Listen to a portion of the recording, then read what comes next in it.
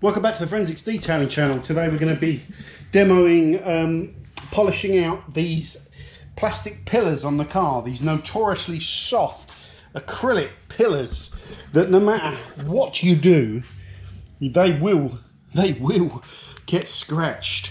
Okay, so this is just very typical of what they look like, covered in spirals, swirls, and all that sort of stuff. And we're going to get them back to looking good. The bad news is, no sooner have you got them looking good, the first time you wash them, they'll start spiraling up again. My tip, okay, as well as how to polish these things, is after you've done them, try not to touch them, okay? Literally, don't touch them. When you pre-wash your car, give this area a good pressure washing, okay, with the jet washer.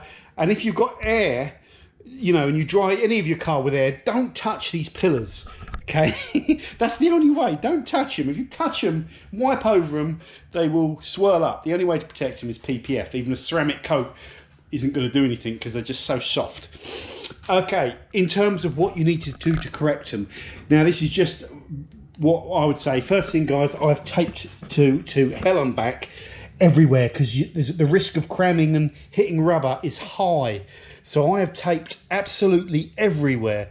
And I've just made sure that when I polish, none of that tape, make sure it's all tucked in. You don't want any of it catching onto the machine polisher. Very important. So good taping is important. I'm using SP80 tape. It's just good low tack tape, and I've been using it for a while, and it's not silly money either. So everything I use I'll put into the description.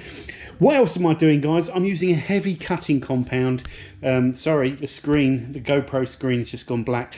Heavy cutting compound. You can use whatever heavy cutting compound you like. Just want something without any fillers or anything in there. Just a pure heavy cutting compound. So Koch Chemie H8, or I've got H9 or H8 or whatever heavy cutting compound you have.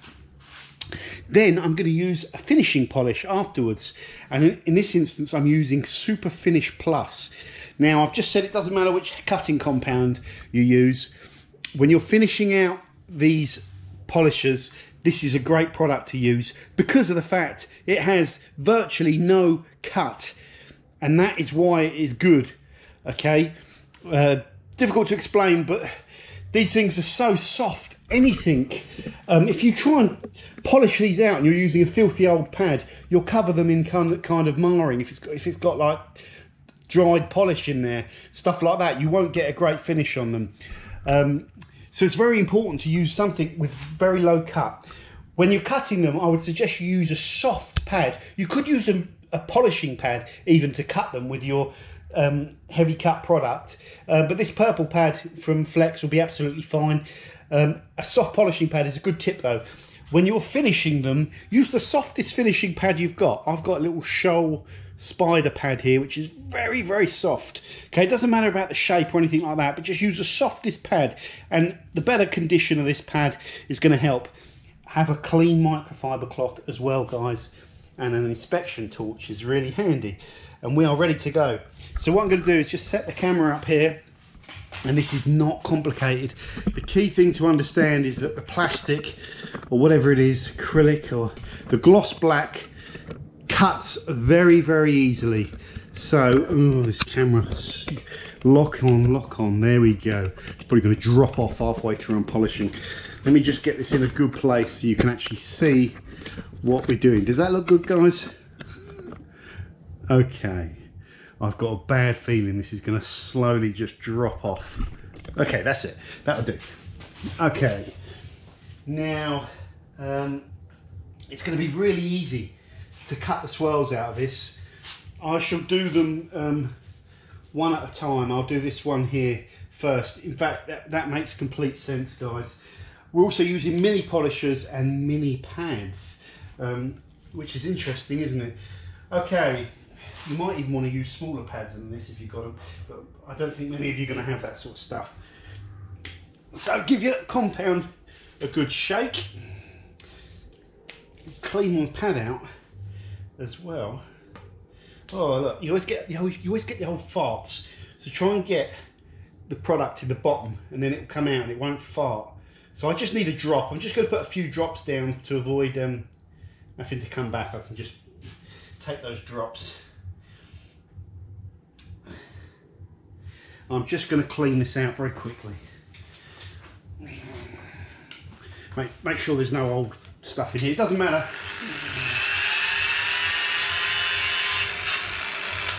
Okay. Doesn't matter too much if this is full up with old stuff, because I'm going to be refining it out anyway. As long as it cuts, I do not need a lot of product. So I'm just going to... I've just picked up some fresh product. I'm just going to put that on my pillar. And I'm going to end up probably polishing a bit of this one as well, which for my 50-50, one that's swirled and one that isn't, it's going to ruin it. But never mind. It's less about all that stuff and just showing you what to do.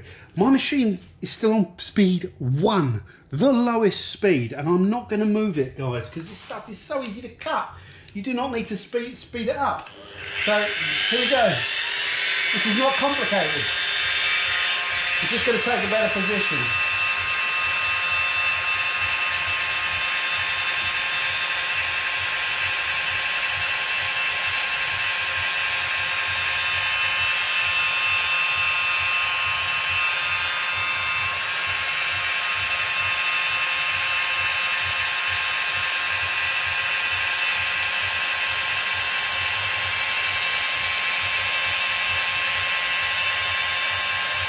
The only tricky bit is down the bottom, really. Get this off my neck.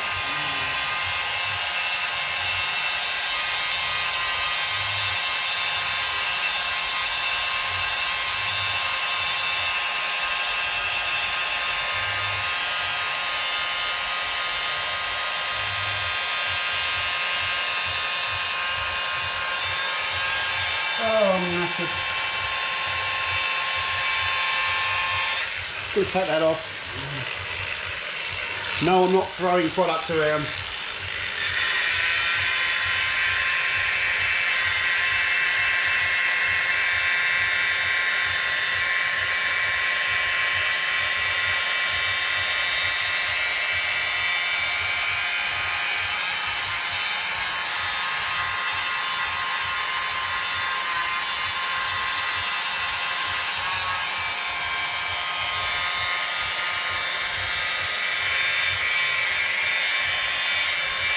Right, that'll do. That was quite long, wasn't it?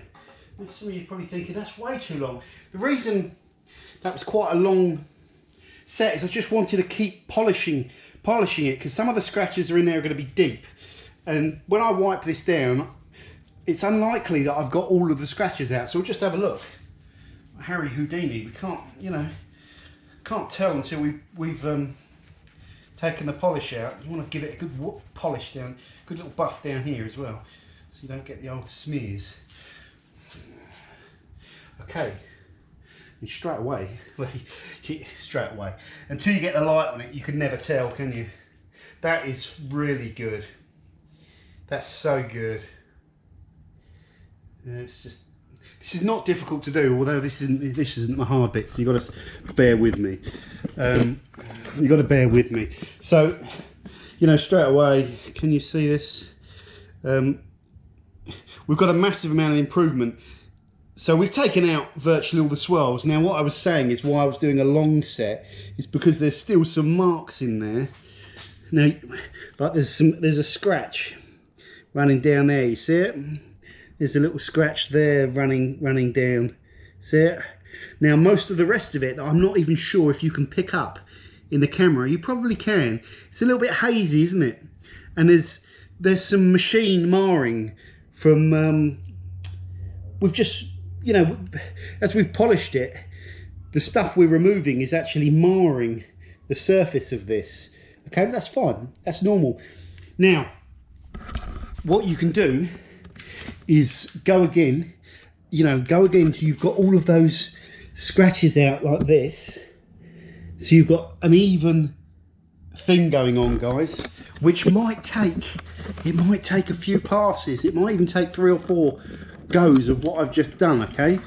So that is going to take time. I'm trying to do this all in one take, and now the important thing is I'm going to show you how to finish it out so you don't get that rotary marring. And it doesn't really matter if you're using a rotary or dual action polisher here, because the dual action can still put in the marring as well. It's really about pressure and speeds. There might be some benefits to using a little mini dual action polisher, but let me just show you what we're going to do. So, nice soft pad. Oh, the Menzerner Super Finish 3800. Give it a good shake. I'm running well low on this now. It's a lovely product, this, because of the lack of cut. Right. We don't need a lot of product. And ideally, what I don't want is any dry areas on the pad.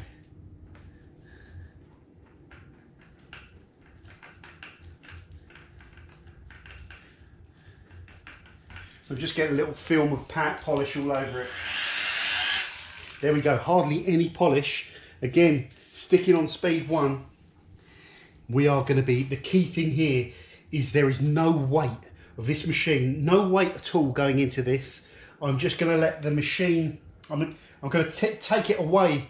You know, I'm not going to let the weight of this sit on the pad. That's the key thing to not getting the marring. So let's just, I can turn this machine on and it's not going to splatter because I'm not using loads of product, okay? But let's just get it a bit closer. Right.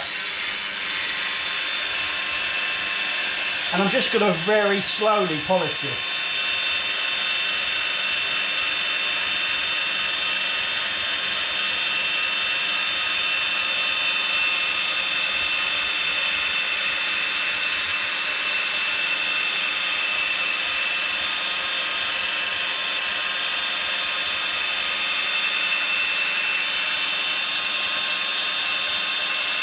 I've got, it's so light on the, there's no weight, I'm taking all the weight of the machine.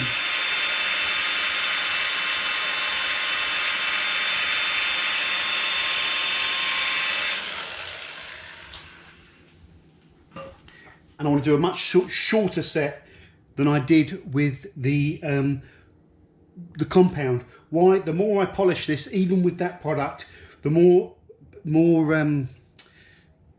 you normally say clear coat, don't you? But the more plastic I'm stripping off, the more plastic I strip off, the more I'm going to mar the finish. So you just want to go reasonably quick. And I've only done half of it, so I can show you the difference between the bit that I've finished and the bit that was compounded. I'm going to get a fresh piece of my microfiber cloth, fresh section, and you could use, this would be a time to use very good microfiber. You know, this is where it makes a difference. So this is good quality microfiber. But again, with the microfiber, I'm just going to put this down really soft, and I'm not putting any pressure, and I'm just letting the microfiber pick up the product like that. Okay, you're going to have to degrease as well. So I would suggest when you degrease, you spray onto the microfiber, then work it over, and then get a clean section and what have you. But we're on the timer here, so let me show you the difference. That is absolutely ripping. Okay, there is zero machine marring in that at all.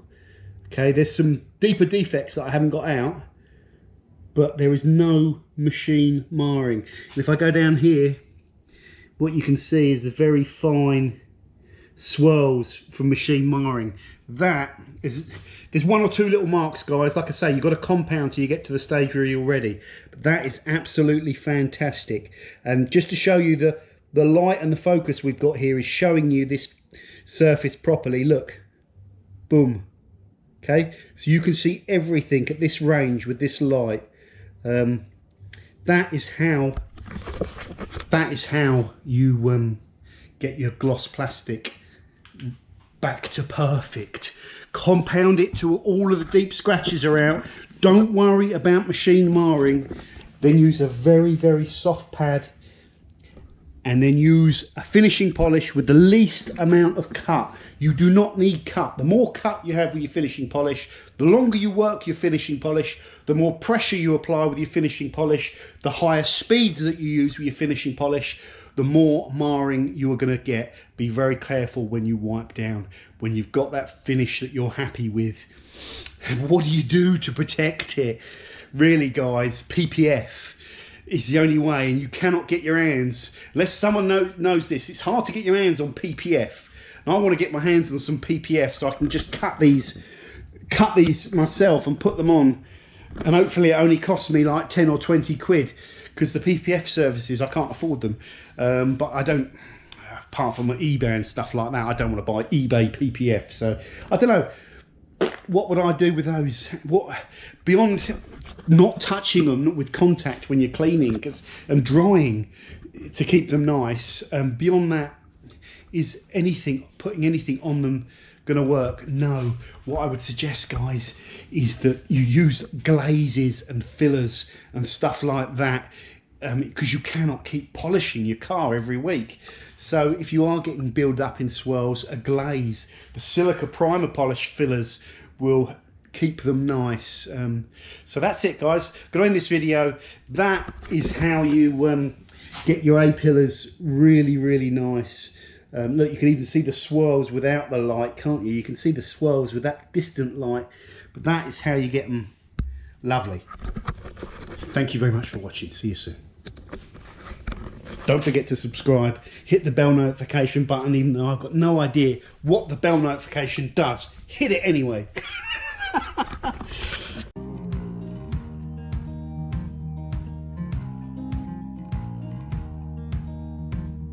Holding on to what I knew, but the moment's gone. Where was I?